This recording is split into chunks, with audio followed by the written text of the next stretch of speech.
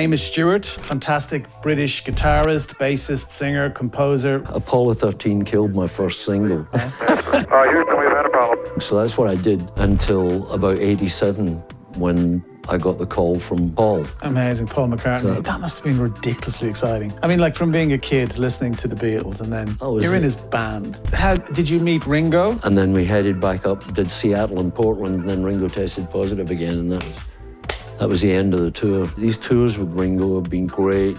Marvin Gaye joining us on stage. They were the only 4 people on the planet that knew what that was like. It was like Elvis, Michael Jackson. They were kind of isolated. Well, I think when you lose that joy, it's time to pack it up.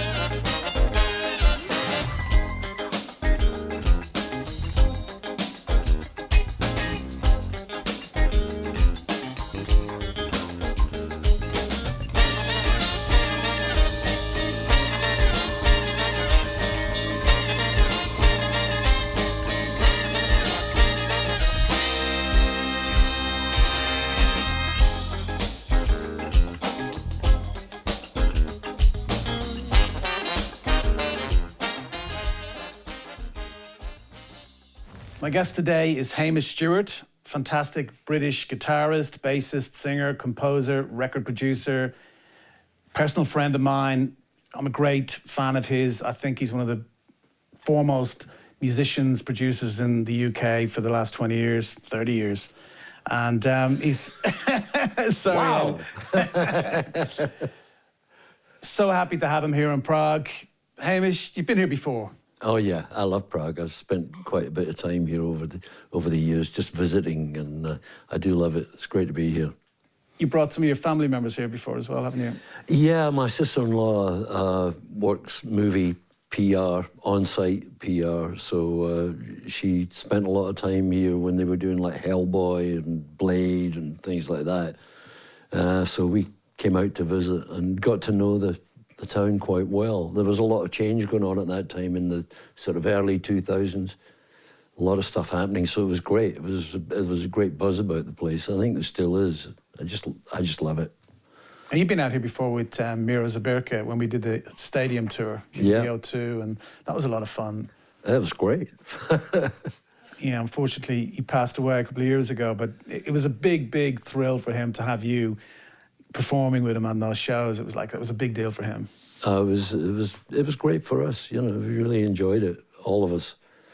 It was a lot, because he was a lovely character as well. I enjoyed meeting him and working with him, and Peter Cech coming on board, and it was a lovely kind of family kind of vibe about the whole thing. It's great. Yeah, I mean, we're obviously both into football, and you know, by the fact that you're a Rangers supporter, which, I mean, I'm shocked by. It was a real shock, yeah, to hear that Miro had passed. I was really sorry to hear that. A lovely man. And just sort of going back to the very beginning, sort of growing up in Glasgow. So how did you originally get into music? What was the journey? Well, my mother and father were both singers. That's how they met. They met doing amateur opera. My father had a regular job. My mother was kind of semi-professional at that time, but when I was born, she put that on the back burner, and she still did occasional recitals. When it came round to Burns night in January, she would learn all the Robbie Burns repertoire, and she'd go and sing at Burns suppers. But there was always music in the house, and she had vocal groups and all sorts of things. So I'd hear classical music, the musicals, South Pacific, Oklahoma, all those things, West Side Story. It was all there, and there was a lot of like classical German, Italian repertoire that she did, and my mother and father did together. So there was that. But I would listen to pop music on the radio, and I was singing along all the time. So there was always, singing was like breathing. And so singing first, really? Singing first, yeah. I took 2 or 3 grades of piano, but I didn't have the patience to practice, really, when my pals were out playing football and hanging out. And then guitar came along. It was really the Beatles. I listened to all the pop music on the radio, Elvis and all the Bobby V and all the American and English acts, and then all of a sudden, I mean, like Please Please Me came and went, but I was sitting in a car, my uncle's car, on the seafront at Brighton on a miserable rainy day, and From Me to You came on the radio, and that was a light bulb moment. That was it for me. And I wanted to get a guitar. The piano was gone, and that was it. That was the start. I had a friend in school, a guy called Kenny Murray, and we'd go to his house every day after school, 2 guitars. He knew a few chords, and we'd pick our way through a hard day's night trying to learn all the songs. That was it. That was the beginning. So obviously in those days, it was like you had to move to London to kind of for your big sort of, to get the breaks. So that must have been part of the next part of the journey, really, getting to London.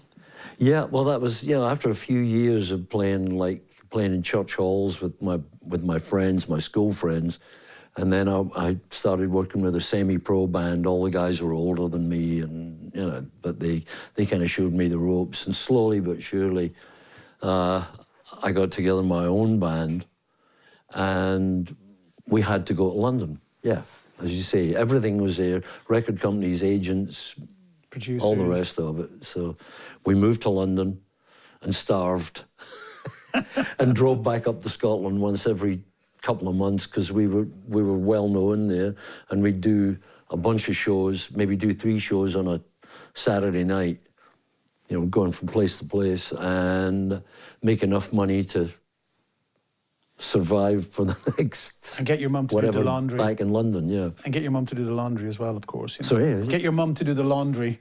Yeah, and come back with the box of food.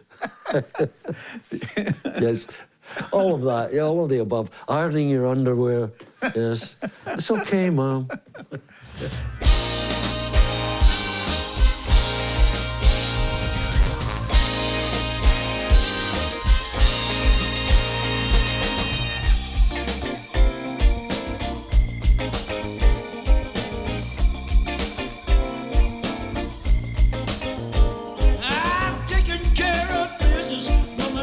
You see, I gotta make it for you, and I got to make it for me.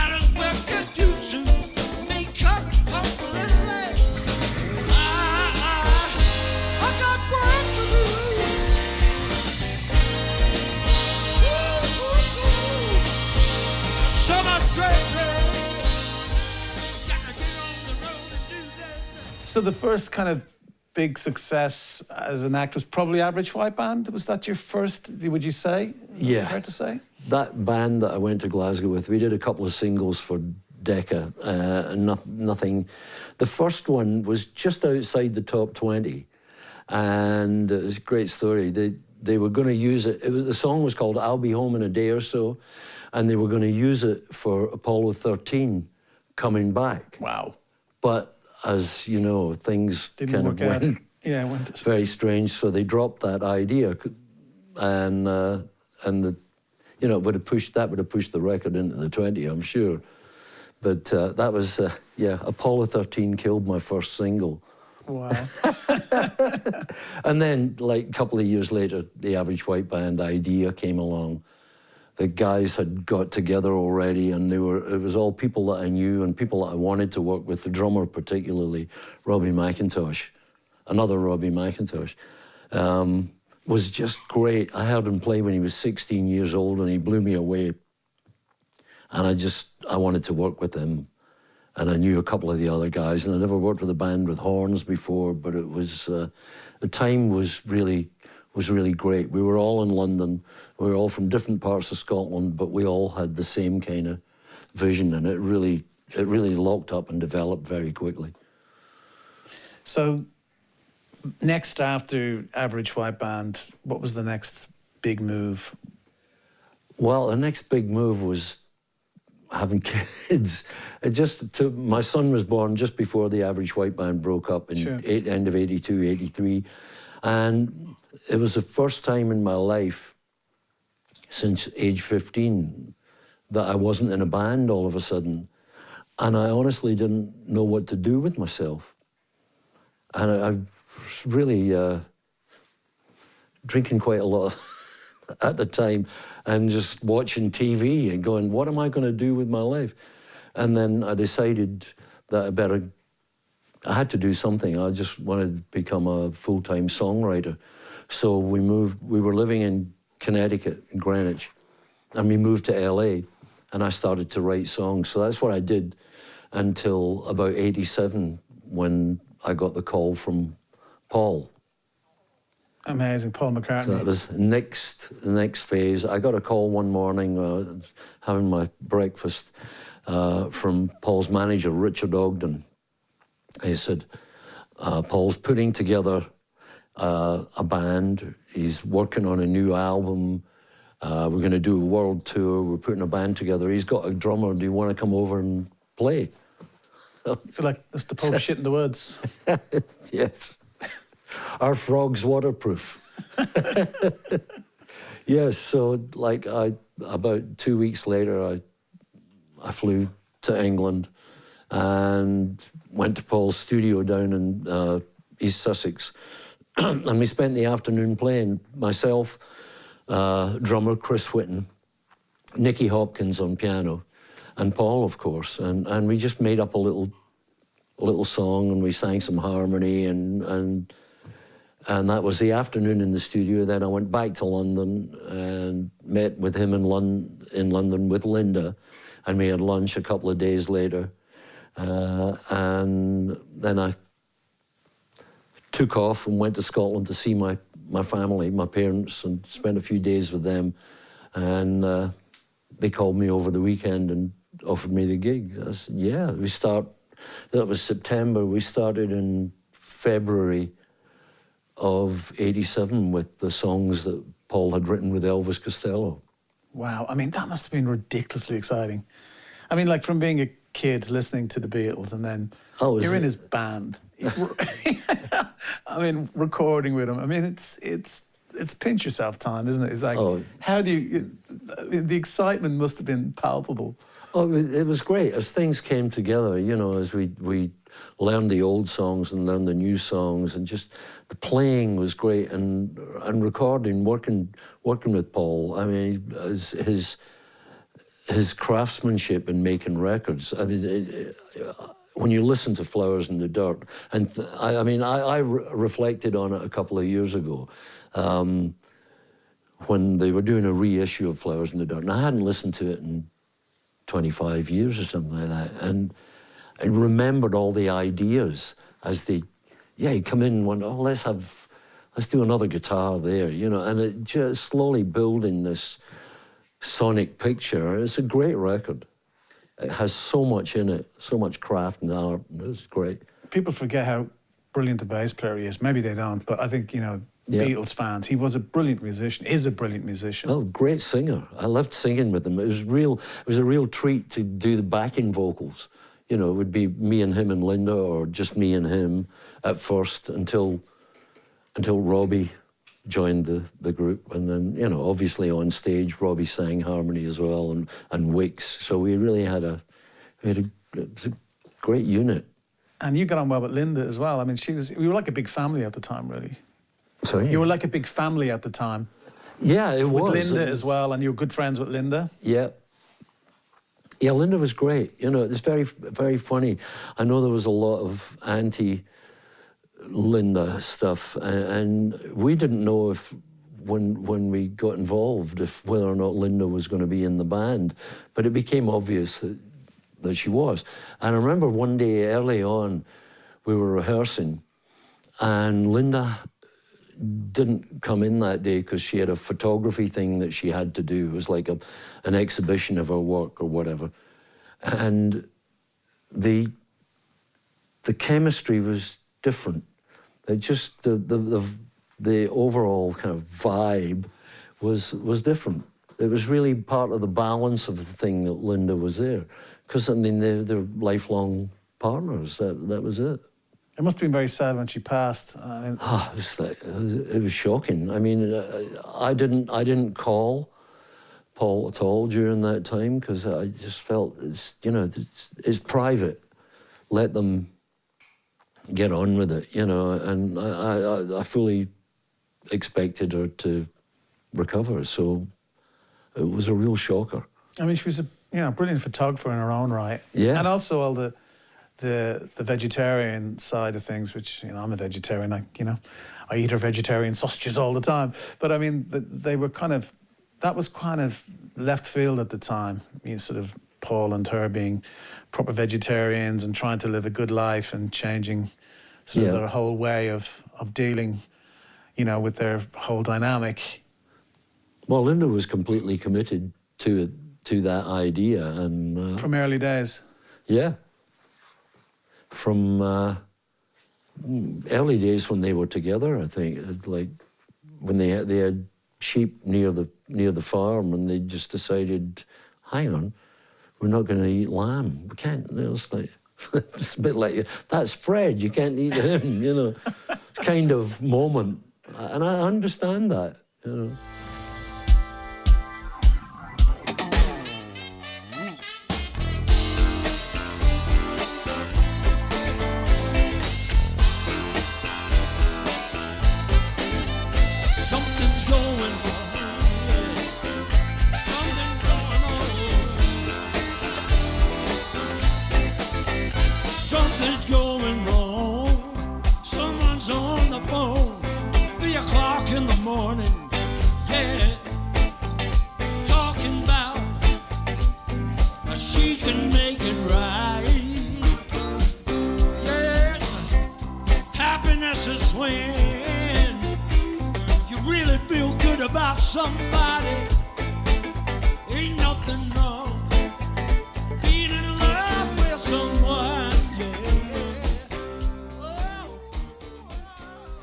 And then, obviously, you know, when you were doing your songwriting, you're still a songwriter, but that period in LA, you worked with Chaka Khan as well, and was that part of that LA time with Chaka Khan?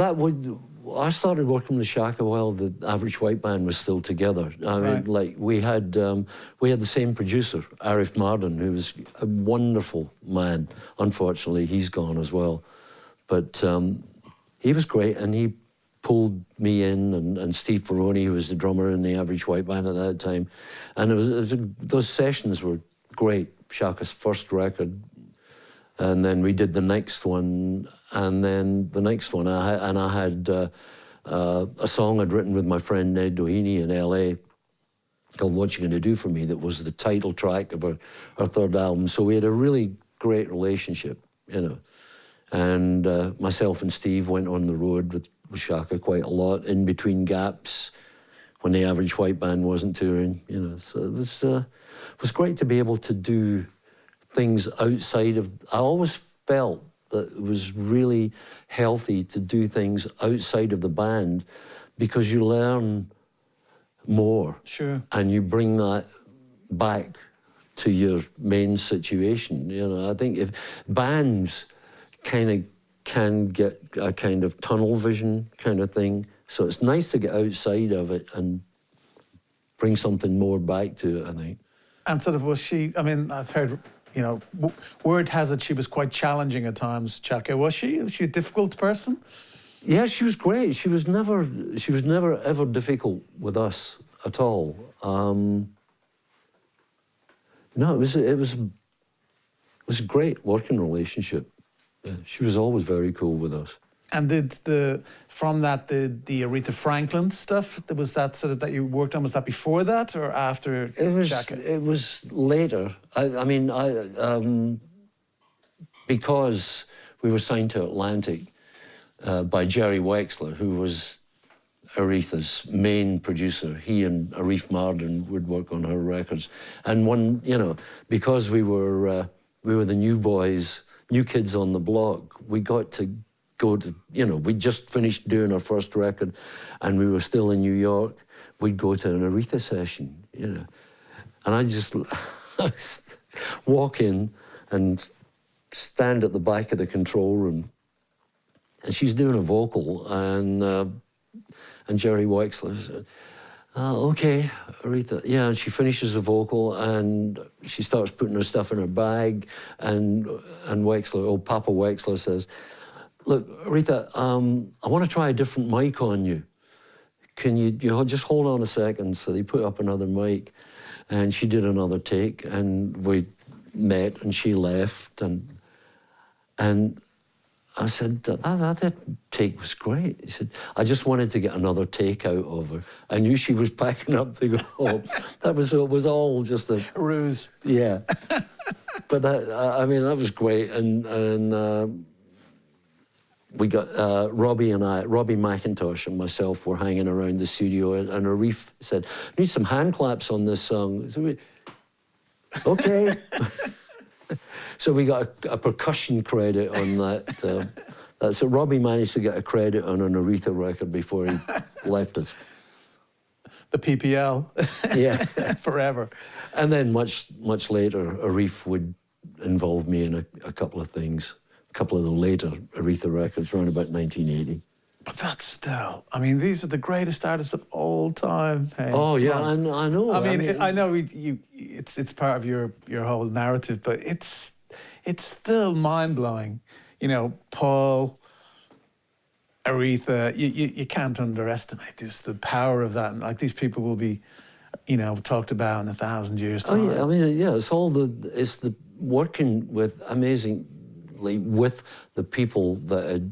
Well, the Beatles was my initial inspiration. It led to R&B and soul music and Aretha, and getting to work with Aretha and getting to know people like Marvin Gaye, and all of a sudden you're going, is this my life? You know, you don't expect to be working with your heroes or whatever, but it's just the way it is. It's like life. And music just has its own path. I don't know. Yeah, I don't know how I wound up with this. I think it's sort of also to do with, I was saying this to Blair when we spoke earlier on, but it's about, you know, you have to be able to fit in with the emotional dynamic of the situation. And I think in my experience as a producer working with really incredible session people, I know you're a producer as well, so you understand this, but your face has to fit and you have to be able to go with the flow of the dynamics of whatever situation you're in. And I think these guys take, you know, a lot of, you know, credence in that, you know, that you have to be able to fit and you have to be able to roll with the punches. And I think that's a big part of, you know, why you get chosen for those jobs, not only for your musical talent, but is that fair to say, do you think? Yeah, maybe experience and background. Personality does come into it as well. I mean, that unit that we had with Paul, our little 4-piece unit, myself, Robbie, Wicks, and Chris Whitten, and Blair Cunningham later, was really... We spent more time together on the road because Paul and Linda were, you know, and the family were in another part of the hotel or whatever, or they were staying somewhere else. But that little unit was really, everybody was really compatible, and it worked. And for that, the balance has to be just right to make the road experience really work. And yeah, definitely. Because it's tiresome, you know, when you're on the road for sometimes years on end, you know, nerves can get frayed. Yeah. So there's always, somebody has to be a little larger than life at times, and somebody has to be just a bit more on the mellow side. And that way, it's great to have a laugh, but can you stop now? Yes, please. Yeah. So how did you meet Ringo? Because you obviously worked with Ringo as well, and you're still working with Ringo. But how did that come about? Was that through Paul, or did? I really don't know how it happened. It's on my list of things to find out, because I know that Dave Hart, Ringo's agent, who produces his tours, was an AWB fan from way back, and he knew that thing. But I met Ringo around about 75 at a party in LA. You know, I just saw him standing there by himself, and I went over and started chatting to him. And so I met him before I met Paul. And then, funnily enough, when I was flying over to meet up with Paul, I went into the lounge at LAX, and Ringo and Barbara were there. I went over, hi, like, I'm just flying over to go and work with Paul. He said, I hope he's flying you first class. And then I didn't see him for ages, and 2006, I got the call out of the blue that Mark Hudson, who was a pal of Ringo's, was supposed to be the bass player on the All-Star Tour, but he just got a gig as a judge on the X Factor when it started in America.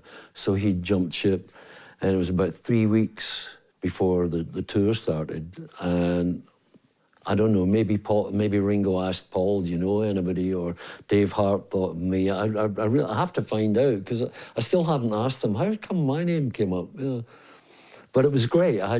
We didn't play any of my songs. I mean, the All-Stars idea is that everybody plays 2 or 3 songs. Right. Plays their hits. Oh, okay. You know.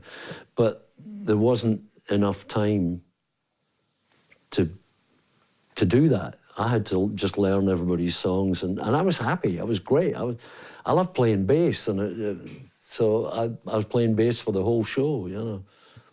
That was, and then next time out, we did some of my tunes. That was 2008. And then I didn't hear anything for a long time.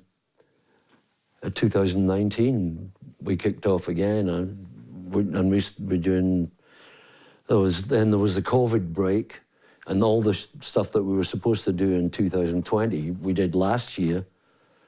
And we're doing May, June in the States, whole West Coast tour this year. Brilliant. Because Ringo got COVID, didn't he, at one point as well? Yeah, right. We were in Canada and did the sound check, and he said, I'm not feeling too great. But, and he was running a real high temperature, and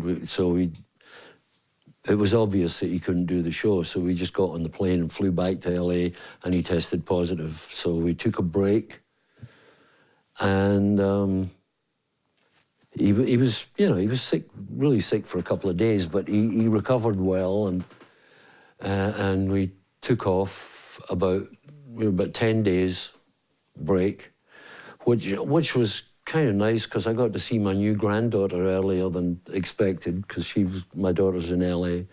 Had my birthday with my family, and then we headed back up, did Seattle and Portland, and then Ringo tested positive again, and that was the end of the tour. Wow. So we're picking up those shows in May and doing some other stuff. I mean, so you must be one of the few people, I don't know anyone else who's actually played with two Beatles. I mean, there can't be many. I was trying to think there. I was like, who else has played with... I think Jim Horn, the saxophone player, has played with all four, maybe. Has he? Oh, my Yeah. God. But it's still a rare thing. I don't know too many. Yeah. I think Steve Ferroni Yeah? has played with George and Paul when they did the concert for George. He was on that.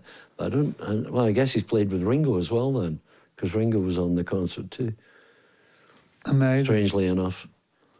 So of all of the... I mean, it's a very difficult question. It's always a hard one to answer. But, you know, who is your favourite artist to work with? I mean, I know it's nearly impossible to say, but honestly, what was the one time that was like the most exciting, the just seminal, that moment? Well, there's so many moments with Paul. Huge, you know, like the Maracana in Rio, you know, 250,000 people. It was like a insane gig. And there were, lots of landmark gigs. Doing the unplugged shows were wonderful. And these tours with Ringo have been great. Marvin Gaye joining us on stage with AWB in '77. Oh yeah, he came to the show, and I said, before the show, I said, look, our encore is heard it through the grapevine. Will you join us? Oh my God! So he came on and he did it with us, and that must have been. Oh, it was a blast. And we have this American tour manager, Gary Smith, who ran Polestar magazine. That he founded that after he stopped working with us, but he did a very laconic kind of California accent, Gary, and we came off stage. I mean, because we were at our peak in LA at that time, and the place was going nuts. But when Marvin showed, mayhem. It was it was insane. And Gary we came off stage and said, boy, when Marvin came on stage, the place really came unglued, man. And that was the perfect description. It went really through the roof. I mean, you just look to your side and there's Marvin. Yeah. Oh my God! I mean, just listening to it, I'm overwhelmed. You know, I mean, it was classic. There's been lots of great moments. I wound up at a Spinners concert in Los Angeles at the Greek, and I loved the Spinners. Another group that was on the same label, Atlantic. So there was a great rapport. Everybody knew everybody, and we got invited to their shows and stuff like that. So Felipe, the singer, who I knew very well, said, "Come up at the end." So I get up there and I'm walking to the mic, and Aretha comes walking to the mic. So we're standing on the same mic, and I'm going, what do I do now? She's singing and I'm going, I think I managed to get a couple of licks in there, but I was just like in awe of that woman. She's the greatest singer of all time. Phenomenal. In my view, male or female, Aretha is the greatest. Yeah. You know, I saw the Amazing Grace documentary. Have you seen it? It's fabulous. Oh my God, that show! Like it's in the church. James Jamerson on bass, and I think some of that documentary, when you see her playing off the choir, and they're bouncing off each other like the answer call, and then it just pans to the audience, and it's a normal kind of, and there's Jagger right in the middle, just enraptured by the whole thing. But it's a different... I thought it was the effortlessness of the vocal. She's just standing there. She's kind of sweating, but it's just like the power, you know? There's some moments where she's so deep in there. It's just gobsmacking. I remember I went to see it with the guy who plays bass in my band, Steve Pierce, and a guy called Mike he's a group called the Cuban Brothers, and he's a very funny actor-y kind of guy, big personality, and we're sitting watching this, and that moment, and I'm a bit like, you know, I'm kind of teary, and I look to both sides of me, and we're all like, we're all crying. It was really incredibly emotional performance, just great. Yeah, you can't. I mean, they're like moments that just stay with you forever. You know what I mean? Like, I even think of them now, I'm sure it gets. Did you ever meet Jack Bruce in Scotland? Because Jack was a very good friend of mine, you know, and I produced his record. But yeah, being a fellow Scot and the Glaswegian. Yeah, you know. I love Jack. He's grumpy. He's a really grumpy Scotsman. He was a lot sort of less grumpy when he got older, because people say that to me, because I obviously I worked with him, and he was just a joy, and he was funny, and you know. Yeah, you know him better than I've only met him a couple of times. I was on the same table as him at a dinner honouring Amit Erdogan, and it was great, and he didn't like the table. But anyway, he was great. Yeah, he didn't like Erdogan, that's probably it. Because he told me afterwards he didn't get along with the label. He always said that they didn't really want Cream, they just wanted Clapton. So he was always like complaining, like, they never wanted us, they just wanted bloody Clapton, yeah.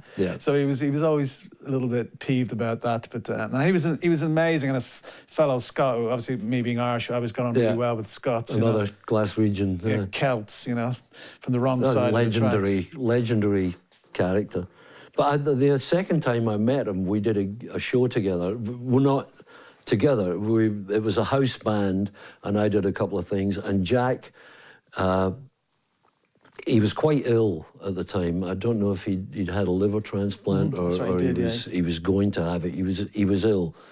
But him and a guitar player, Jamie Moses. Oh yes, you know Jamie. Yeah. Jamie Moses and the drummer from the band that Jamie had. Maybe it was Frank Tonto, did wasn't it? 3 Cream tunes. And it was obvious Jack was ill, but they did like Sunshine of Your Love and a couple of 3 big Cream tunes. And he was vocally, he was absolutely there, and his bass playing was flawless. It was just. It was another one of those moments where you're just seeing greatness, you know. He was really special. Yeah, he was a really lovely guy. I miss him terribly. He was kind of very supportive of me and brought a lot to my life. And, you know, he was kind of that older kind of brother kind of thing, I think, that I never had. He kind of looked out for me. And I met him at a, you know, often sort of, because I know Pete Brown very well, and obviously Pete and him had their differences over the years. I mean, it was great. The record that they made up, and it was kind of that last record, and they were on really good terms. But you know, he could be difficult, Jack. But when I knew him, he just wasn't. He was at that sort of moment in his life where he was just glad to be alive. Yeah. And you know, he was settled down in his family life, and it was, you know, so he and I just got on great. And again, like most Scots, we just, you know, in the studio, we just laughed all the time. You know, it was just easy and a joy. Nothing was a fuss, and it was just fantastic. You know, I've always liked working with Celts. You know, and I think again, just with you guys, with yourself and Robbie and Hamish, and Blair, the three of you together just. I see that chemistry even now, you know, when you get together, that kind of brotherhood. Yeah, you know, it's there. It's definitely there 30 years on. It's the same with, I have the same kind of deal with Steve Ferroni. I mean, we made a record together about 6 or 7 years ago, and the first take was like nailed. And we hadn't played together in 30 years, you know. It was like, oh, okay. That felt pretty good. Nothing changes. You just lock up and I was speaking to Blair about this. It is quite a thing that's often not discussed, but that, you know, it's hard to explain to people that chemistry between musicians on stage together.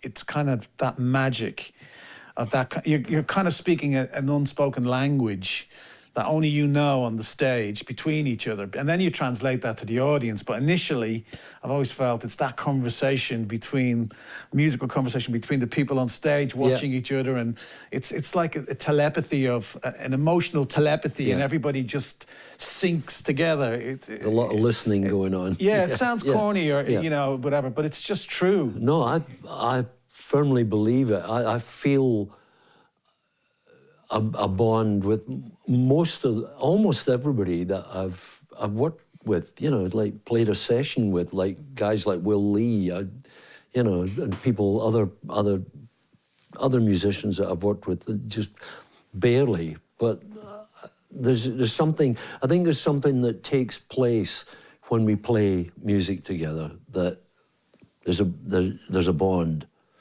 whoever it is, I totally with that thought. Going back to the Beatles again, though, have you watched the documentary? Yeah.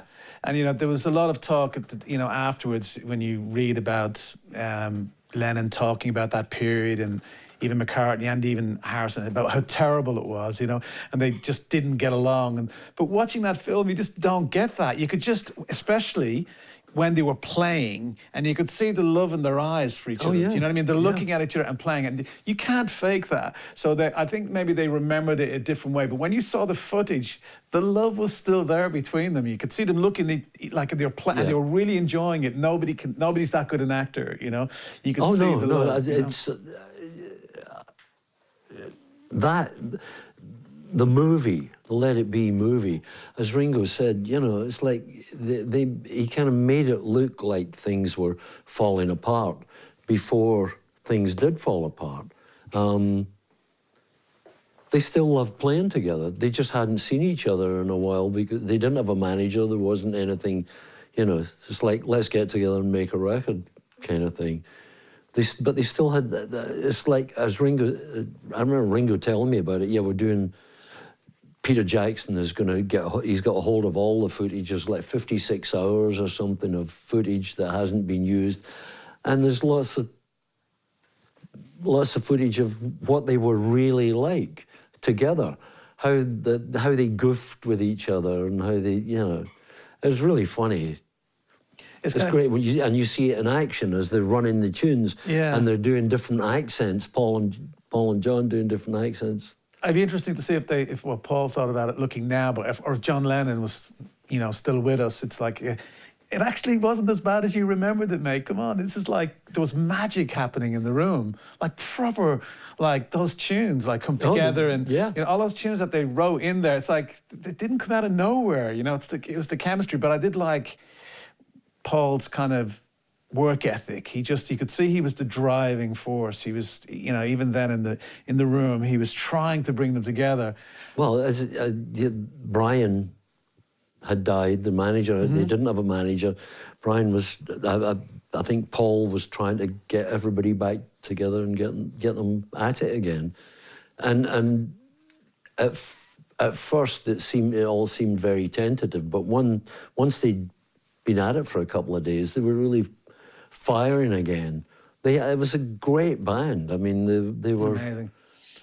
That show at the end on the roof is insane. It's fantastic, and the energy on it. Because a lot of the early Beatles, obviously, the screaming kids, and you can't really hear what's going on. Well, that's why they stopped. Yeah, but on the roof, that was a rock and roll band, man. That was like amazing. That rooftop band, it's so amazing that we have that next. And they look cool as fuck. They look amazing. They sound amazing. That was a kind of moment in history. But I mean, without bragging, I had lunch once with when I was working at Abbey Road with Paul, and I was a little nervous because probably shouldn't. I don't know, I should mention the Beatles, but he loved talking about the Beatles. We ended up having lunch, and he's like he's still, even for him, all the success. It's like he still loves talking about that period of his life. It wasn't like, I don't want to talk about the Beatles. He was happy to talk about the Beatles.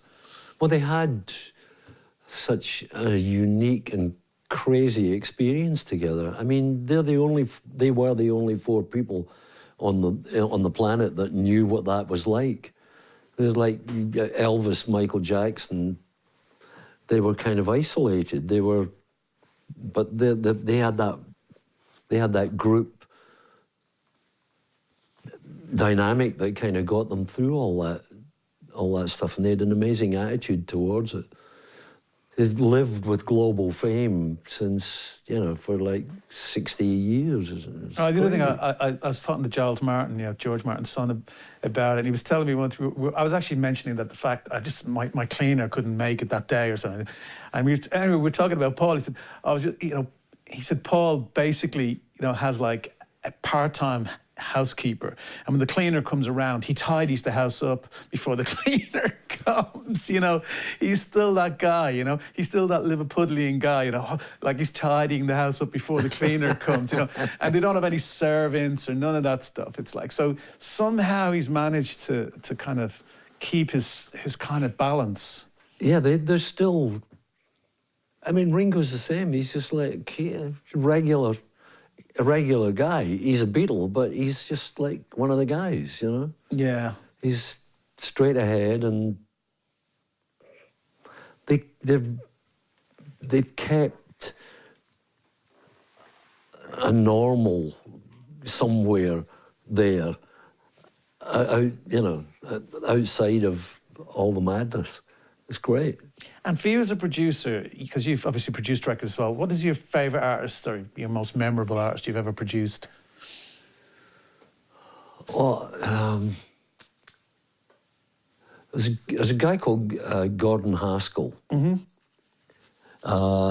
And I did a couple of things with him. I played on a couple of his records. Funnily enough, when I joined Paul, Paul had a songwriting contest every year that was part of the Buddy Holly week. Sure. And Gordon won it. And I met him back then, but I didn't, it was briefly, and then later, 10, 15 years later, we started working together. But he wanted to do an album of Michael Frank's songs, because he hadn't written anything in a while. It's okay, great. So we routined it, and in that producer thing, you cast the record. So who'd be, good bass player. Robbie Mack came and played guitar on most of it.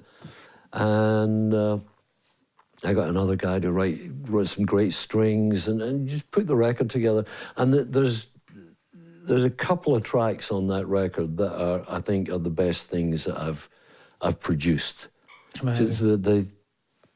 From top to bottom, it's a big picture. On one, it's a really big sonic picture. There's strings and the bass is way down the bottom end. There's lots going on, but it's it really works. It's not too much, and that's production, I think. It's part of it anyway. It's like the great model of production, I think, is like somebody like Aretha Franklin who would do things with Bette Midler with like full orchestra, And then Norah Jones comes along and he goes, okay, 4-piece band, her voice, that's it, that's all we need, and that's all they did. That was how he did that record. But the producer has to have the vision of what frames the artist best, and that was that was perfect for her. Yeah, I've always said, my own sort of, if I have to quote myself, like it's like you serve the song. Yeah. You always have absolutely. to serve the song, And it's not your ego or bringing in, huge amounts of players. It's only if and must, kind of thing. You serve the song. We're always at the behest of the song. Yeah. You serve that.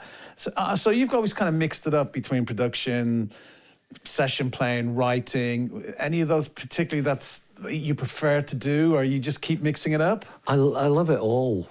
It's that, I think every experience is really talking about like going outside of the band to work with another artist, what you bring back.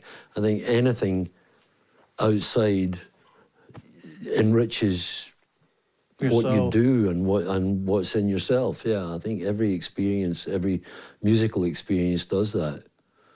Yeah, I was always, when I first approached you to come out to Prague and do stuff with Miro, and even on this trip when we're playing together, I love that kind of like, that kind of frame of mind where you just go, yeah, yeah, it might be fun. All right.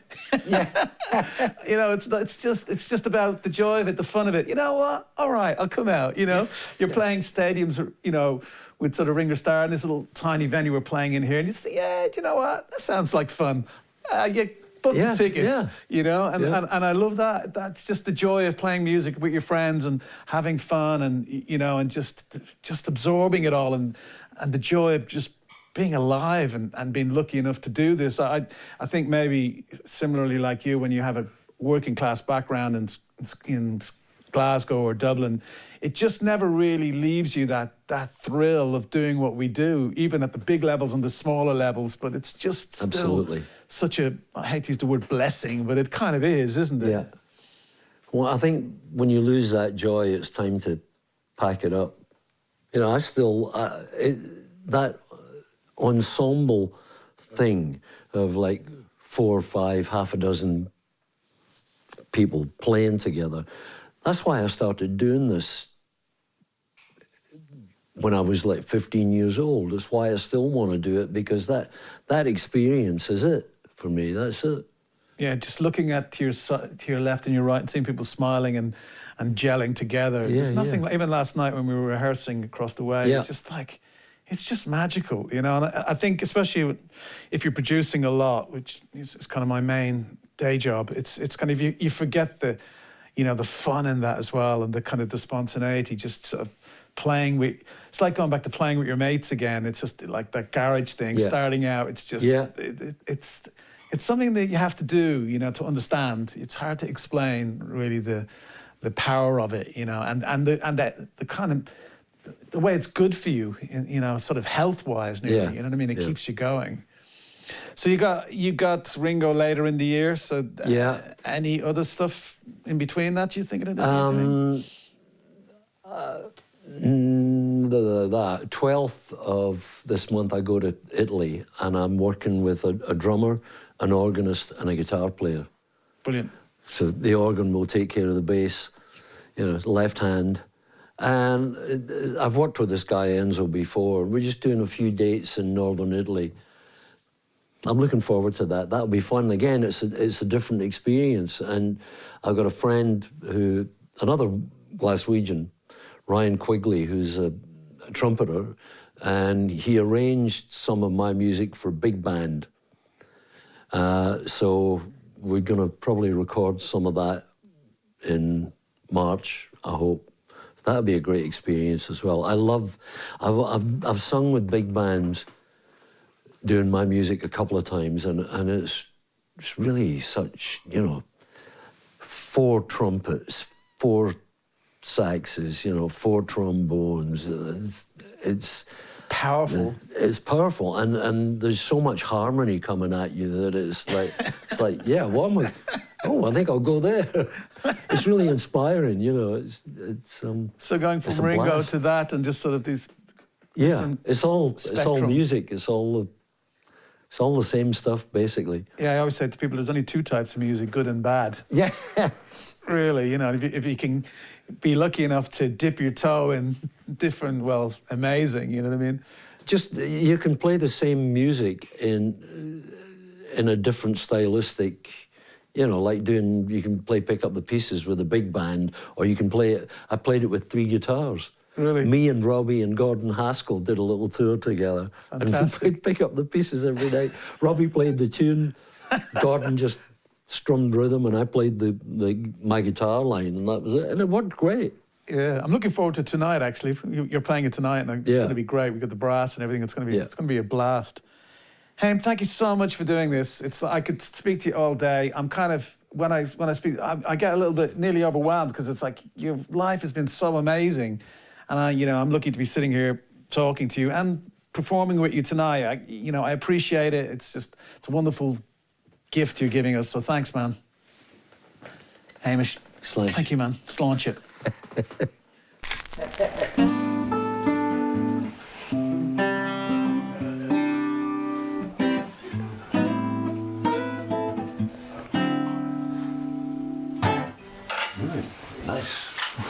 Nice guitar.